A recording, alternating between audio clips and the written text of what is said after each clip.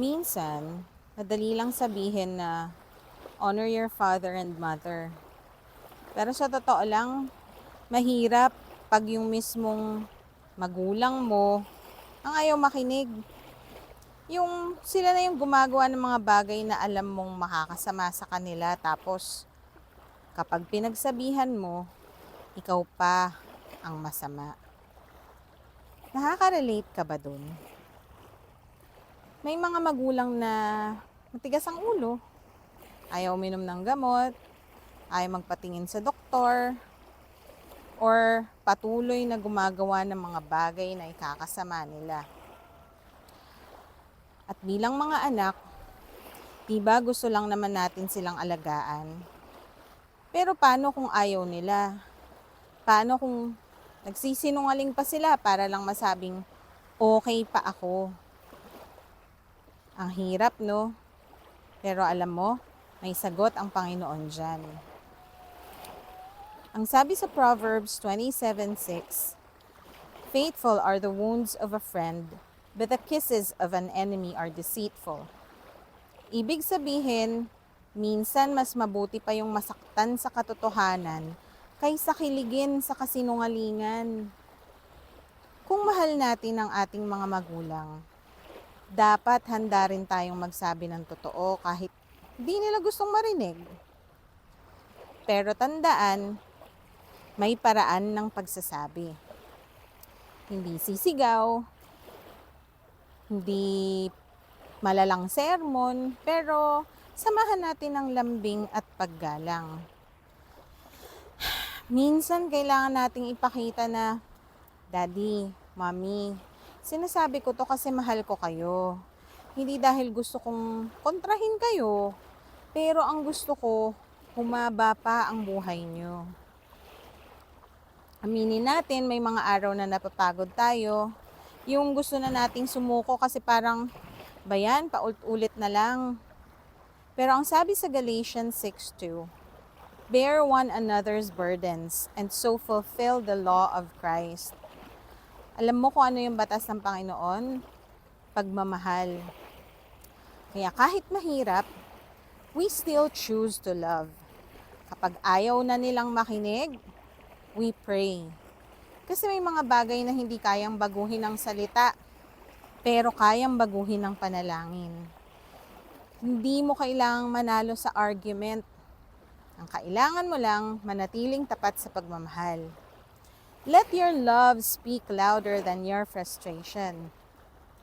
Ang sabi ni Jesus sa Matthew 10:16, "Be wise as serpents and harmless as doves." Ang tunay na paggalang ay hindi pagiging tahimik sa mali. Pwede kang magpakita ng respeto habang ginagamit mo ang wisdom na galing sa Panginoon. May mga panahon na kailangan mo tumayo at sabihin, "Ma, Pa, mahal ko kayo. Pero hindi ko kayang manahimik kung sinasaktan nyo ang sarili ninyo."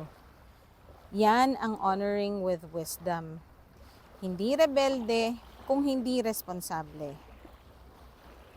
Minsan, nakakainis to be honest. Pero ang sabi sa 1 Corinthians 13, "Love is patient, love is kind. It always protects, always hopes, always perseveres." Ang totoong pag-ibig, marunong magtiis. Hindi ibig sabihin ng love, puro oo. Minsan yung love, kailangan mo nang tumahimik, mag-pray, and minsan din, kailangan maghintay habang ang Diyos ang kumikilos. Di natin kailangang pilitin si Mama or si Papa kasi ang Diyos mismo ang pupwedeng humipo sa mga puso nila. Love through stubbornness, with patience, prayer, and peace. At sa lahat ng ito, tandaan natin, hindi natin kailangang mag-isa. Ang sabi sa James 5:16, "The prayer of a righteous person is powerful and effective."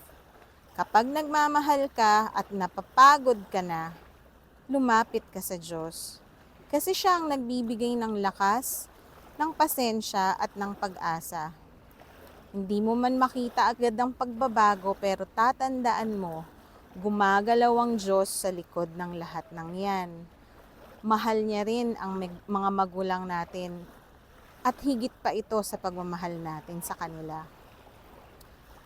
Ang pag-aalaga sa magulang, hindi yan laging madali. Pero ito ang isa sa pinakamataas na anyo ng pagmamahal na makikita ng Diyos. Hindi tungkol sa kung gaano tayo kabait or kabuti noon, kundi yung tungkol sa kung paano natin ipapakita ang kabutihan ng Panginoon sa kanila ngayon. Kaya kung napapagod na tayo, magpahinga tayo sa presensya ng Panginoon. Kung nasasaktan tayo, sabihin natin sa Diyos. At kung hindi pa rin nakikinig, ang mga magulang natin, mananatili pa rin tayo sa pagmamahal. Dahil sa dulo, hindi nasasayang ang pag-ibig na inaalay sa kabutihan. God sees every effort, every tear, and every prayer. He will honor your heart just as you honor your parents. You raise me up so I can stand on mountains. You raise me up to walk on stormy seas. I am strong when I am on your shoulders. You raise me